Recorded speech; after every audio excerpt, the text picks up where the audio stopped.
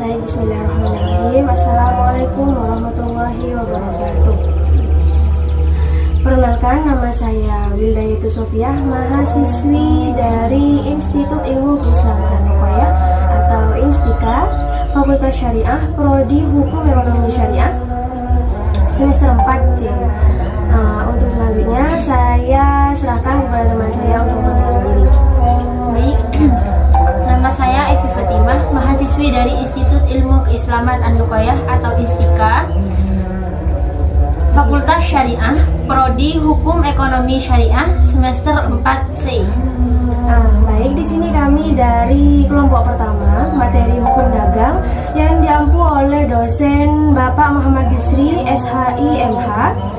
Di sini kami diberi tugas untuk menyampaikan tentang perusahaan bagian 2. Di sini ada 2 poin. Poin yang pertama ada badan usaha yang badan hukum, dan poin yang kedua ada BUMN dan BUMD. Di sini saya akan lanjut untuk poin yang pertama. Bismillahirrahmanirrahim. Poin yang pertama ada badan usaha yang berbadan hukum. Apa sih yang dimaksud dengan badan hukum? Badan hukum di sini merupakan yang memiliki kekayaan yang digunakan untuk kepentingan tertentu, dan tujuan dari badan hukum adalah objek yang dilindungi oleh hukum. Nah, di sini sudah jelas maksud dari badan hukum. Mohon maaf sebelumnya.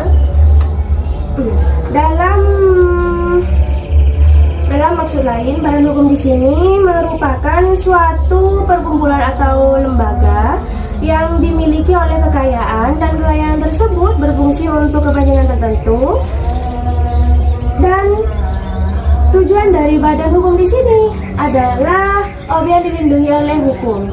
Seperti itu. Lanjut, jenis-jenis dari badan hukum ada 2. Yang pertama ada perseroan terbatas atau PT, dan yang kedua ada koperasi.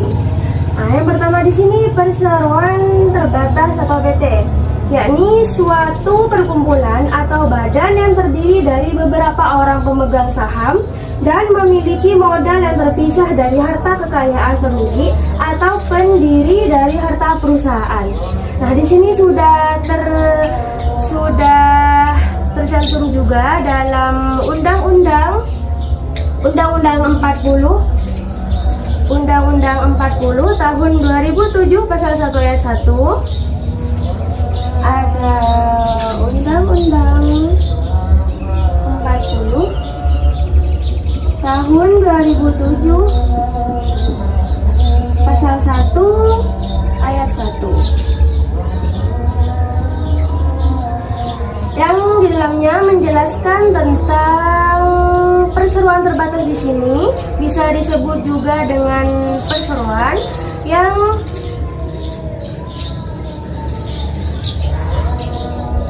dimaksud adalah badan hukum yang merupakan persekutuan modal, dan apabila dalam mendirikan PT di sini harus berdasarkan perjanjian, dan apabila dalam melakukan kegiatan usaha harus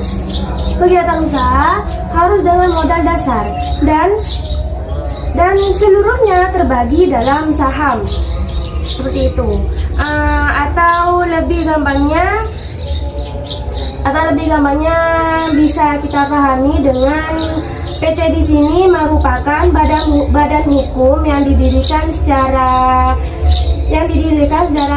perjanjian, ya, dan memiliki harta kekayaan yang memiliki harta kekayaan yang terpisah dari harta kekayaannya, dan modalnya terdiri dari saham-saham, sehingga tanggung jawab pemegang saham terbatas.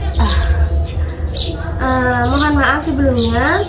Sehingga tanggung jawab pemegang saham terbatas pada jumlah saham yang dimasukkannya. Mungkin bisa dipahami. Selanjutnya di sini ada pendirian perseroan terbatas. Pendirian perseroan di sini terbatas, yakni harus dibuat 2 orang atau lebih.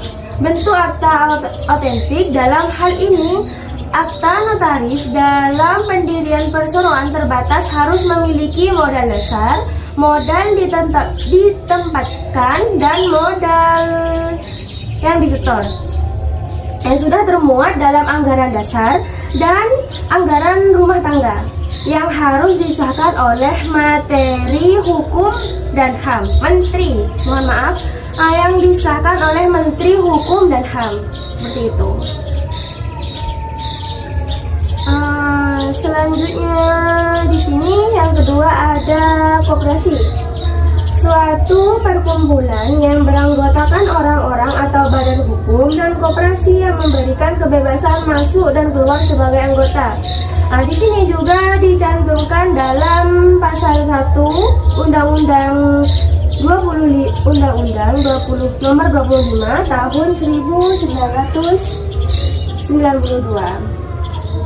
Undang-Undang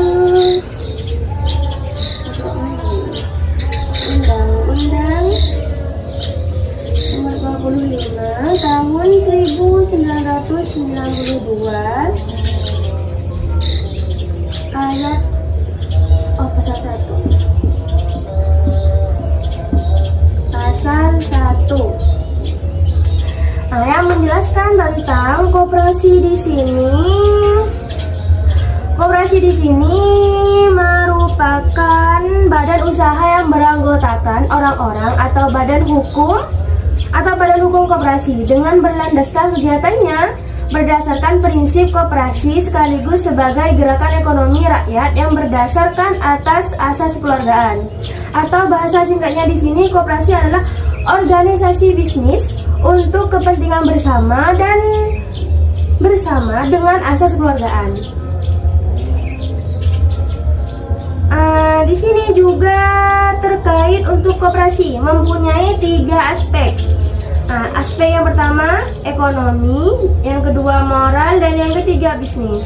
Namun, jika diamati lebih jauh, ketiga aspek ini merupakan sumber kekuatan utama untuk mengikuti kerjasama anggota dalam koperasi. Seperti itu. Dan ya mungkin hanya ini. Untuk poin selanjutnya saya langsung serahkan kepada Evi Fatimah. Baik, untuk bagian yang kedua yang akan saya jelaskan yaitu tentang BUMN dan BUMD. Baik, yang pertama yaitu BUMN, yang berarti Badan Usaha Milik Negara. Badan usaha milik negara dapat ditemui dalam pasal 1 Undang-Undang BUMN adalah badan usaha yang seluruh atau sebagian besar modalnya dimiliki oleh negara melalui penyertaan secara langsung yang berasal dari kekayaan negara yang dipisahkan. Dan ada juga terdapat dalam pasal 1 ayat 1 Undang-Undang BUMN juga disebutkan sumber modal persero tersebut berasal dari uang atau kekayaan negara yang dipisahkan. Hal ini diartikan bahwa modal yang disertakan persero tersebut berasal dari negara yang menjadi penyertaan modal. Dasar dari persero tersebut, penyertaan dapat diartikan bahwa seorang telah mengambil bagian dalam suatu badan usaha dan penyertaan dalam perseroan tersebut diwujudkan dalam bentuk saham.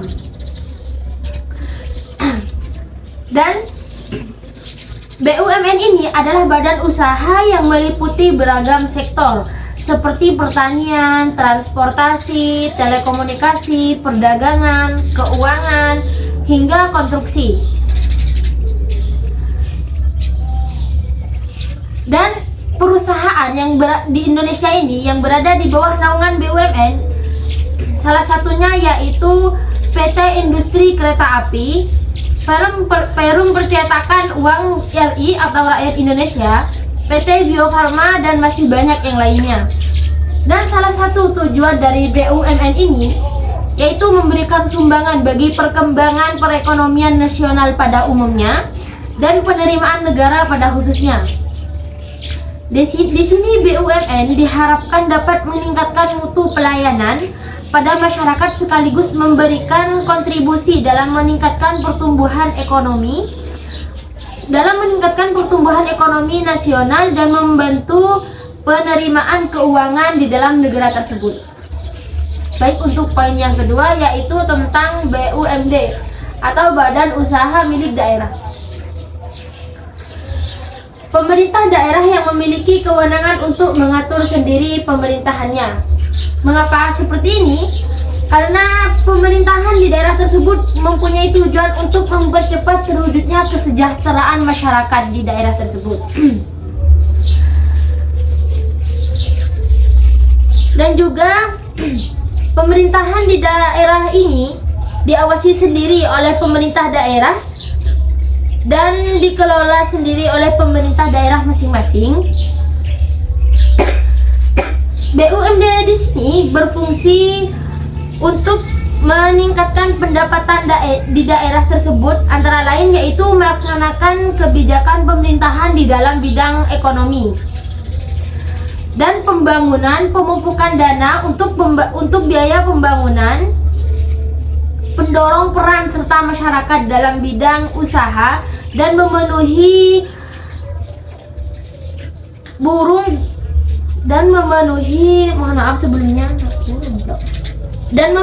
barang dan jasa bagi kepentingan masyarakat tersebut.